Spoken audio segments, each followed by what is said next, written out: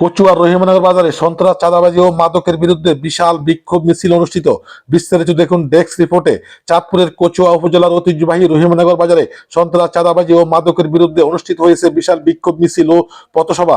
শনিবার দুপুরে বাজারের ব্যবসায়ী, যুব সমাজ এবং সর্বস্তরের মানুষের অংশগ্রহণে এই কর্মসূচি অনুষ্ঠিত হয়।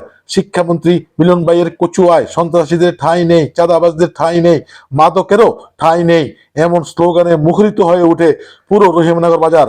সন্ত্রাস, চাঁদাবাজি ও মাদকের বিরুদ্ধে জনসচেতনতা সৃষ্টি, সামাজিক প্রতিরোধ গড়ে তোলা এবং নিরাপদ ব্যবসায়িক পরিবেশ নিশ্চিত করার দাবিতে এই বিক্ষোভ মিছিলের আয়োজন করা হয়।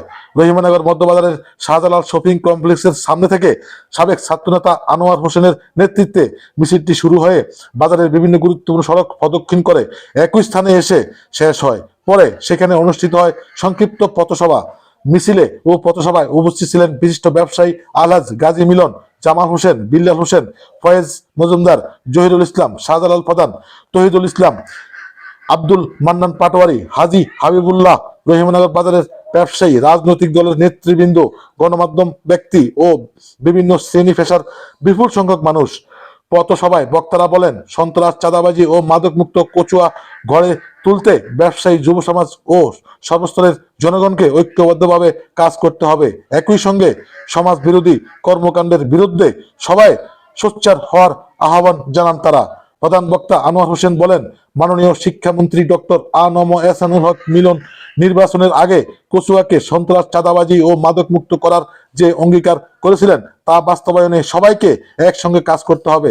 পাশাপাশি আইন শৃঙ্খলা রক্ষাকারী বাহিনী ও প্রশাসনের প্রতি অপরাধীদের বিরুদ্ধে কঠোর ব্যবস্থা নেওয়ার আহ্বান জানান তিনি।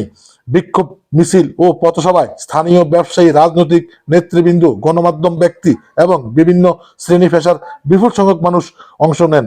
বক্তারা আশা প্রকাশ করেন, জনসচেতনতা, সামাজিক ঐক্য এবং প্রশাসনের কার্যকর উদ্যোগের মাধ্যমে রহিমনগর বাজারকে একটি নিরাপদ, সন্ত্রাস, চাঁদাবাজি ও মাদক মুক্ত বাণিজ্য কেন্দ্র হিসেবে গড়ে তোলা সম্ভব হবে। MIB টিভি নিউজ, মফিজুল ইসলাম বাবুল। MIB টিভি নিউজ, সত্যের পক্ষে, অন্যায়ের বিরুদ্ধে বলিষ্ঠ কণ্ঠস্বর। আমাদের সাথে থাকুন।